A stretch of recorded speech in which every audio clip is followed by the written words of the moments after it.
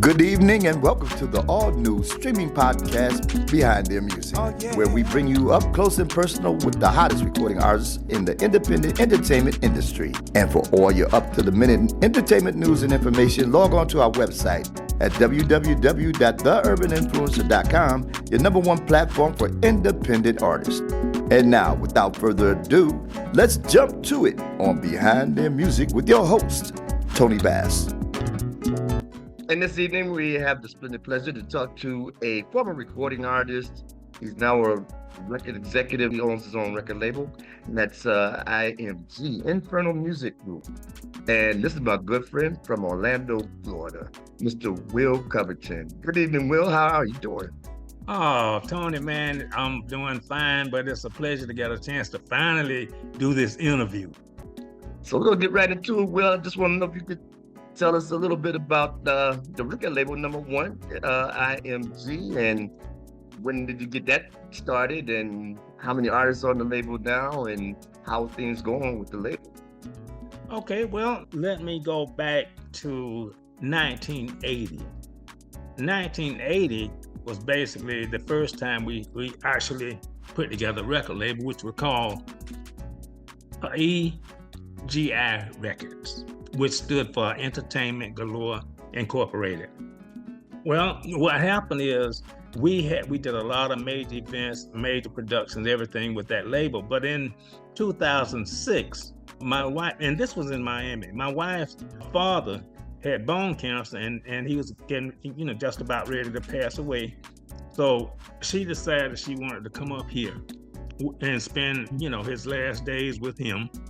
So I agreed to that, and we came up here. Well, she came up here, I put it that way. She came up here. I still stayed in Miami and worked the projects and worked on different things that we had there. But we also decided that because of her religious principles, that we didn't want to vex what she's doing with some of the music that we were doing. So my son and I, we established another record label, IMG Records, which is Infernal Music Group.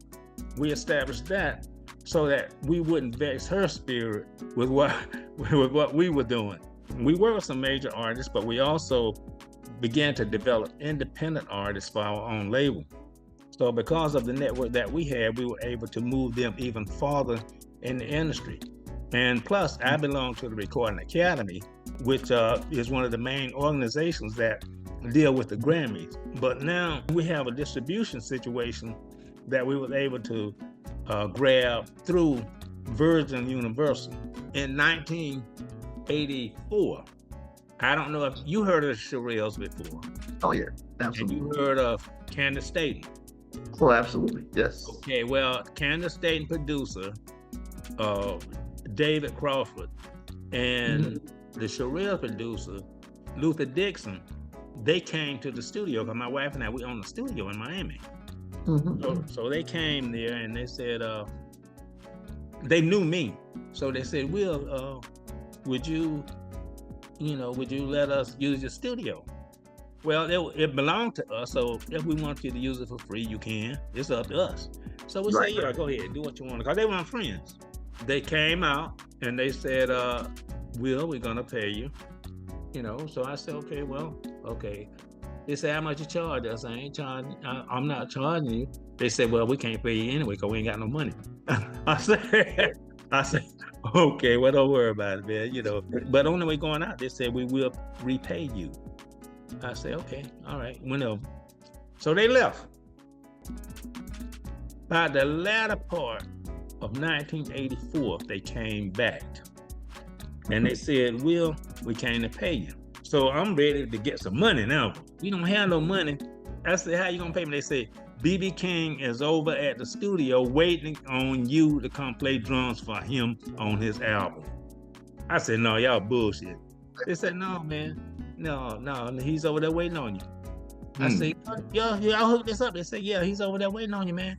Well, by me belonging to the American Federation of Musicians and my wife having a master's degree in business, and she helped set up the company, she knew what kind of paperwork to fill out. So when we go to the studio, the paperwork is filled out so I get paid the right amount of money, not somebody just give me $50 and that's it. So I went, and when I got to the studio, he was sitting on the sofa, and he said, "Are you Will?" I said, "Yes, I'm Will." He said, "Well, you gonna play the drums for me?" I said, "Yeah." He said, "Show me what you got." Larry Dunham was the engineer. He told him to say, "Put the track on, and leave the drums out that they already had laid down. Take the drums out, and let's see what you play." Okay. So what I did, I played, and he said, "You want to play on my album, on my whole album, on every song?" I say, "You sure you want that?" He said, "Yeah, I want you to play every song." Tony, I played, and that was the first day that I ever made $3,000 in one day playing in the studio. But the best part was, he said, "Will, you're gonna get credits on this album and everything." So I said, "Yeah." So guess what happened? 1985, that album won a Grammy. That's how I got mine. It won a Grammy. The song, "My Guitar Sing the Blues," became the best blues song of the year. And the album, "Six Silver Strings," became the best blues album of the year by B.B. King. So I was able to receive all the royalties that I need, and every time that record was bought, I got a percentage, I got a royalty from it. I want to thank you, man, for coming on and chopping it up with us here on Behind Their Music. And I hope you allow us to talk to you again sometime in the near future when you got other artists that we can kick it with. Okay, well, I'm always call you, Tony, because I always can depend on you. So I'm going to be calling you, brother. Yeah. Please do. Okay. And I'm there for you. Before I let you go, Will, can you just tell us where we can reach out to you, find out more about you, your record label, your artists? Well, if you want to reach out to me, just go to imgrecords.net. It's name and lights. If you go to that website, then you can find out about our nonprofit and what we're doing with the kids.